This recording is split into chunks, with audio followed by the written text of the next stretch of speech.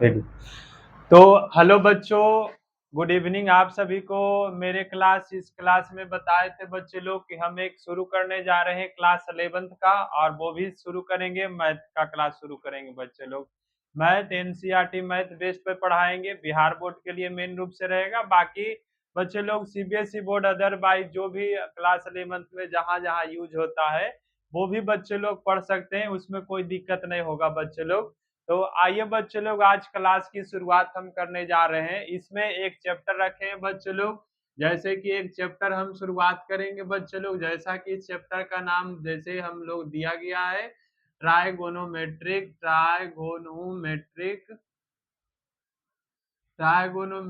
Function दिया गया बच्चे लोग। यही एक 11th का चैप्टर है जो कि हम शुरू करेंगे बच्चे लोग, ट्राइगोनोमेट्रिक फंक्शन। ठीक, ये ट्राइगोनोमेट्रिक फंक्शन बच्चे लोग 80 नंबर का क्वेश्चन आता है और क्लास 12th में भी ये आपको हेल्प करेगा, इसलिए इस चैप्टर को इसी के अनुसार से हम देख करके इस चैप्टर को शुरू किए हैं बच्चे लोग।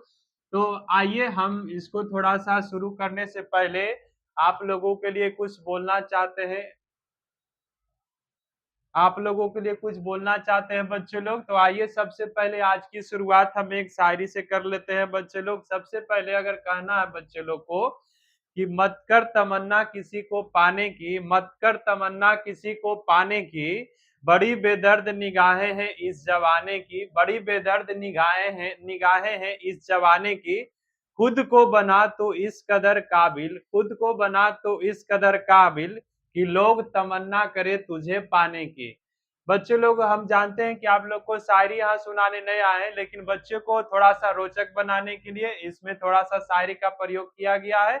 बाकी आइए बच्चे लोग, अब हम पढ़ते हैं। देखो, अगर हम पढ़ाई में बात करें ट्राइगोनोमेट्रिक फंक्शन की, तो ट्राइगोनोमेट्रिक फंक्शन में सबसे पहले तो जो क्लास 10th में पढ़े हैं उसका भी यूज हो जाएगा इस चैप्टर में, क्लास 10th के भी जानकारी आपको रहना चाहिए। उसके बाद फिर जो हम लोग क्लास 10th में 11th में जो नया चीज सीखेंगे वो सीखेंगे ही यहाँ पर। इसका मतलब कुछ तो जो 10th का रहेगा वो तो कन्फर्म है कि पढ़ना ही पड़ेगा। उसके बाद जो 11th में स्पेशल, फिर 11th और 12th बच्चे लोग एक ही साथ रिलेटेड रहता है, तो इसको हम लोग मिलजुल के पढ़ते हैं। आइए बिना देर किए हुए टॉपिक को स्टार्ट करते हैं और समय को बचाते हुए थोड़ा सा बात करते हैं टॉपिक पर। सबसे पहले अगर हम बात करते हैं तो आप लोग क्लास 10th में ये पढ़ चुके होंगे, जैसा कि पढ़ चुके होंगे कि ये रहता है एक्सिस में, अगर इसको बोलते थे कि एक रहता है एक्स एक्सिस पढ़ते हैं और दूसरा को पढ़ते हैं वाई एक्सिस। लेकिन इसको हम समझने के लिए सबसे पहले अगर बोलते हैं तो इसी में बोला जाता था ये फर्स्ट क्वाड्रेंट रहता है और ये सेकेंड क्वाड्रेंट रहता है। इसी प्रकार से आपका ये थर्ड क्वाड्रेंट होता है और ये फोर्थ क्वाड्रेंट होता है। ये पढ़ने के लिए इसका नाम बच्चे लोग सभी, जब बच्चे लोग जानते होंगे कि एक्स एक्सिस रहता है और ये रहता है वाई एक्सिस रहता है। अगर बात करें इसके आगे का बात करें तो इसमें देखो, हम सबसे पहले अगर स्टार्टिंग करते हैं तो कोई भी चीज का स्टार्टिंग करते हैं तो जीरो से स्टार्ट करते थे, यहाँ से शुरू कर लेते तो जीरो पर से शुरू करते हैं। जीरो से शुरू करते हैं तो देख, जैसे ही जीरो से शुरू करेंगे तो इसमें अगर कहीं हमको देखो अगर इस तरफ की ओर आएंगे, यानी कि ये हो गया, अगर यहाँ से स्टार्ट कर दिए, ये देखो क्लॉक इसको बोलते हैं, इधर की ओर जा रहे हैं तो देखो इसमें डायरेक्शन होता है इसके, और एंगल मतलब कि किस डायरेक्शन में जा रहे हैं, तो ये एंगल इस डायरेक्शन में जा रहे हैं तो इसको बोलते हैं, देखो बाच जो होता है, बाच यानी कि जो घड़ी होते हैं उसमें जो सुई चलता है वो इस डायरेक्शन में चलता है, यानी कि क्लॉकवाइज डायरेक्शन में चलता है।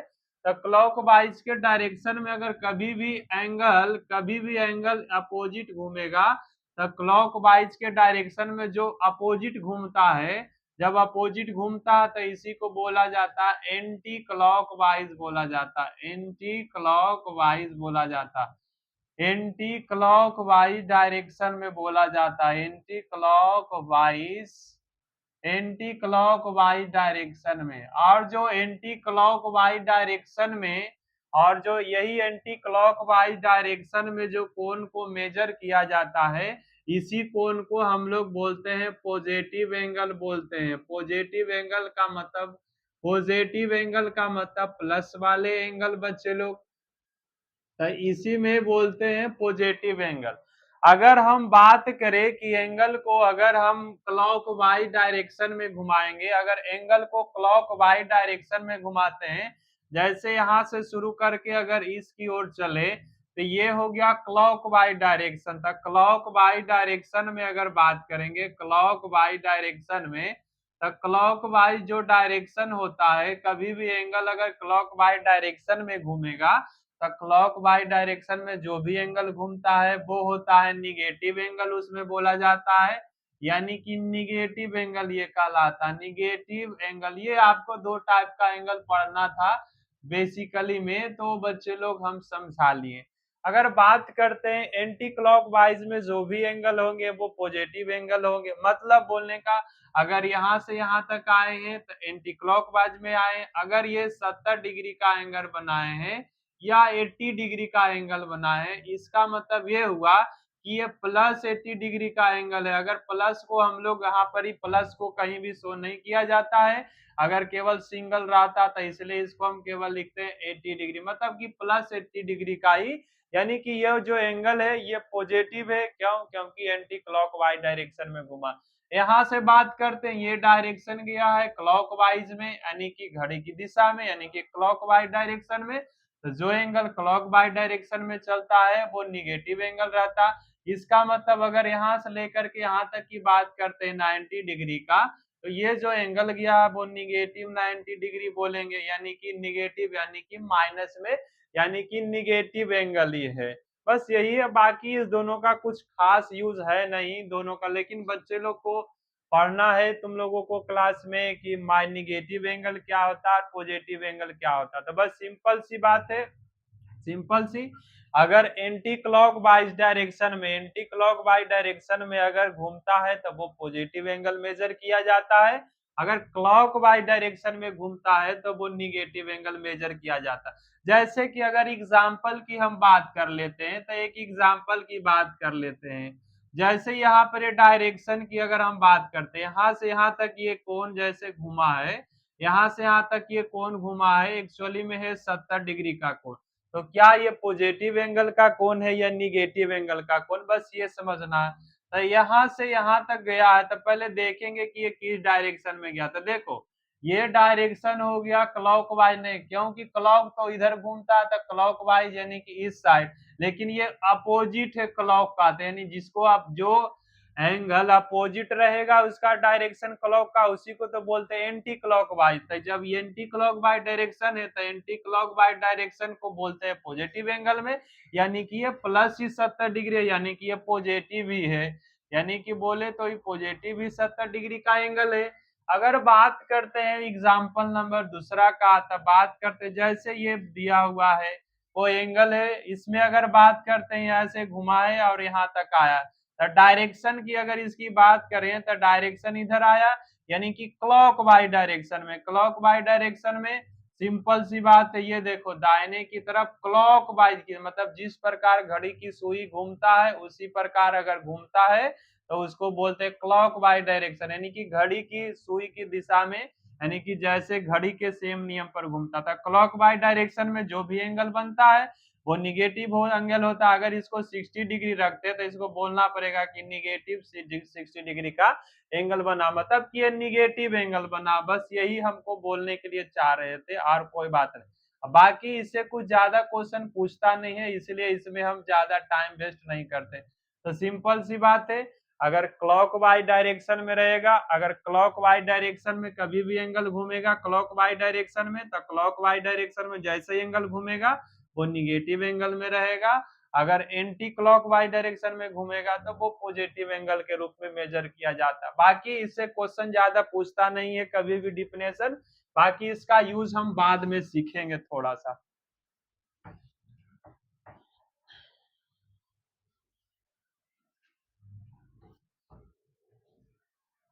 तो बच्चे लोग आइए थोड़ा सा आगू बात करते हैं इसमें कि क्या आगू आप लोगों को फिर पढ़ना है, उसको थोड़ा सा और डिटेल में अब हम समझते हैं। चलो। अब इसमें आपको एक पढ़ना है मेन रूप से पहले क्वाड्रेंट के बारे में। ऐसे तो बोला जाता कि क्वाड्रेंट क्वाड्रेंट हम लोग पढ़ते हैं कोऑर्डिनेट ज्योमेट्री में, लेकिन इसमें एक ही क्वाड्रेंट पर आपको अच्छा से, मतलब कि एक ही चार्ट पर एक अच्छा से आपको थोड़ा सा समझ दिया जाएगा। जैसा कि आप क्लास 9th में भी पढ़े होंगे और 10th में भी पढ़े होंगे, इसको फर्स्ट क्वाड्रेंट बोला जाता है और इसको सेकेंड क्वाड्रेंट बोला जाता है, और ये थर्ड क्वाड्रेंट में आता है और ये फोर्थ क्वाड्रेंट में आता है। अगर बात करें तो इससे हमको उतना फायदा है नहीं यहाँ, क्योंकि कोऑर्डिनेट ज्योमेट्री का पार्ट से यहाँ पर ही दिमाग नहीं लगाएंगे। मेन यहाँ दिमाग लगाना लिखा हुआ ट्राइगोनोमेट्रिक फंक्शन, तो बात करेंगे ट्राइगोनोमेट्रिक फंक्शन की बात करेंगे। तो अगर बात हम करते हैं तो देखो, सबसे पहले अगर यहाँ से चलना शुरू करते हैं, यहाँ से स्टार्ट करते हैं तो यहाँ से 0 डिग्री होता है। यहाँ से जैसे ही स्टार्ट करेंगे 0 डिग्री, फिर यहाँ से जैसे ही ये कोण बढ़ जाएंगे तो ये कोण कितना डिग्री का हो गया, एंगल 90 डिग्री का हो गया। तो जैसे ही यहाँ पर आएंगे तो बन जाएगा एंगल 90 डिग्री बन गया। फिर 90 में देखो और ये इतना दूर बढ़ गए तो 90 में और 90 जुट गया, तो 90 कितना का एंगल बन जाएगा यहाँ, 90 और 90 180 डिग्री का एंगल बन जाएगा। ठीक उसी प्रकार से अगर यहाँ पर ही बात करें तो 90, फिर इधर देखो 90 बढ़ गया, इधर 90 डिग्री बढ़ जाएगा, तो 180 प्लस 90, तो 180 प्लस 90 बन जाएगा 270 डिग्री का एंगल।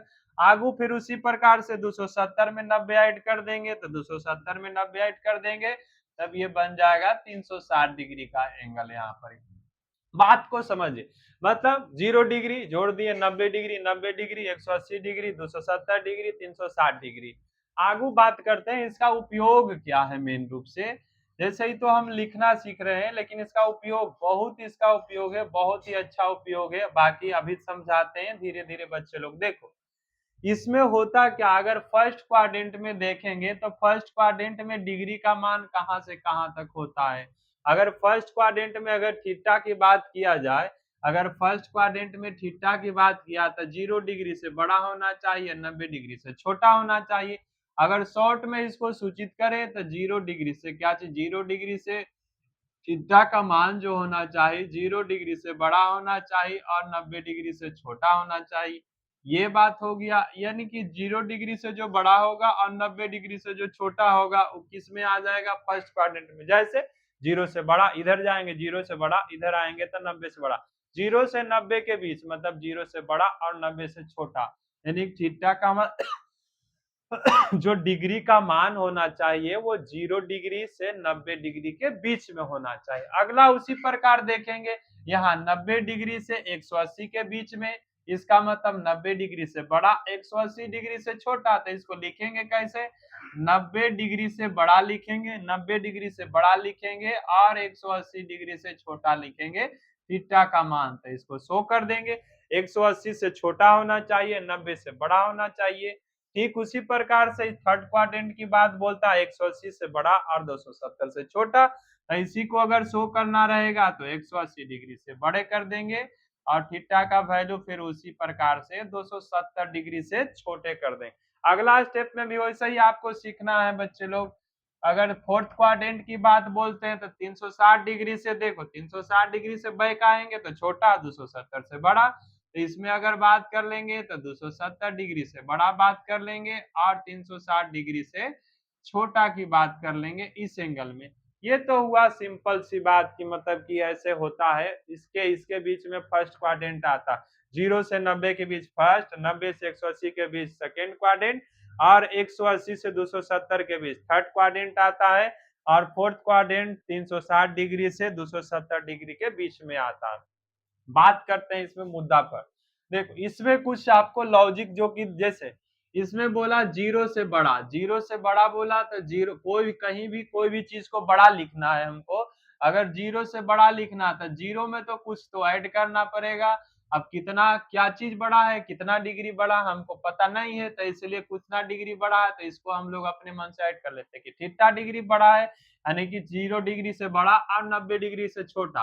तो 0 से बड़ा अगर हमको लिखना है तो 0 में कुछ जोड़ देंगे, तो 0 में जोड़ेंगे थीटा, तो ये क्या बन जाएगा, थीटा बन जाएगा, यानी कि इस क्वाड्रेंट में कोई भी थीटा आ जाएगा। अगला चीज बात करते हैं, 90 से छोटा, तो 90 से छोटा लिखना है, इसका मतलब 90 से छोटा लिखना है, इसका मतलब ये हुआ 90 डिग्री में कुछ घटा दो, तो कुछ घटाएंगे क्या क्या घटाएंगे, तो थीटा, तो 90 में कुछ घटाना, 90 से छोटा यानी कि 90 माइनस थीटा, तो ये आ जाएगा हम लोगों का, ये आ जाएगा हम लोगों का 90 माइनस थीटा। फर्स्ट क्वाड्रेंट में देखो, फर्स्ट क्वाड्रेंट में जो भी होता है 0 से बड़ा और 90 से छोटा, यानी कि 90 माइनस थीटा फर्स्ट क्वाड्रेंट में आ जाएगा, 0 डिग्री रह जाएगा, तो वो भी रह जाएगा तुम लोग 0 डिग्री में कुछ है, यानी कि केवल थीटा। कुछ नहीं समझ में आया था फर्स्ट क्वाड्रेंट में, यानी कि 90 डिग्री से जो भी छोटे रहेंगे 90 माइनस थीटा वो हम लोगों का आता फर्स्ट क्वाड्रेंट में। ठीक उसी प्रकार से सेकेंड क्वाड्रेंट में देखते हैं, तो देखो जैसे यहाँ से जाएंगे 90 से बड़ा 180 छोटा, तो 90 से बड़ा लिखना है तो सिंपल सी बात 90 डिग्री में कुछ ऐड करेंगे, तो थीटा ऐड कर दिए, 90 से बड़ा 180 से छोटा होना चाहिए, इसका मतलब 180 डिग्री में कुछ घटा देंगे तो 180 डिग्री माइनस थीटा हो गया। यहाँ तक जिसमें बड़ा लिखना उसमें प्लस, जिसमें छोटा लिखना उसमें माइनस। यहाँ से जाएंगे 0 से बढ़ रहा है 180 से घट रहा है, यानी कि 90 से बड़ा 180 से छोटा। इसमें फिर वैसे आएंगे 180 से बड़ा हो जाएगा 270 से छोटा, तो 180 से बड़ा लिखना है तो 180 डिग्री प्लस में थीटा, और 270 से छोटा लिखना है 270 डिग्री माइनस का थीटा। इतना सारा बात। इसमें भी थर्ड में वो फोर्थ क्वाड्रेंट में वैसे ही 270 डिग्री से बड़ा लिखना तो 270 प्लस का थीटा हो जाएगा, 360 डिग्री से छोटा लिखना तो 360 डिग्री माइनस का थीटा हो जाएगा। तो यहाँ तक की बात। अब देखो जैसे ही 360 आ गया फिर 360 से कुछ बड़ा रहेगा 360 प्लस में थीटा, यानी कि कभी भी अब 360 डिग्री से ऊपर हो जाएगा, कभी भी अगर 360 डिग्री से ऊपर हो जाएगा तो वो कौन सा क्वाड्रेंट में आ जाएगा, फर्स्ट क्वाड्रेंट। मतलब दो को मेन रूप से पूछा जाता है, 90 माइनस थीटा किस क्वाड्रेंट में और 360 प्लस थीटा किस क्वाड्रेंट में। बात करें तो फर्स्ट क्वाड्रेंट में। सेकेंड क्वाड्रेंट में 90 से बड़ा यानी कि 90 प्लस थीटा और 180 से छोटा यानी कि 180 minus theta 180 plus theta 270 minus theta 270 plus theta fourth का 360 माइनस थीटा। इसके बाद आप लोगों को क्या सीखना है अब समझिए।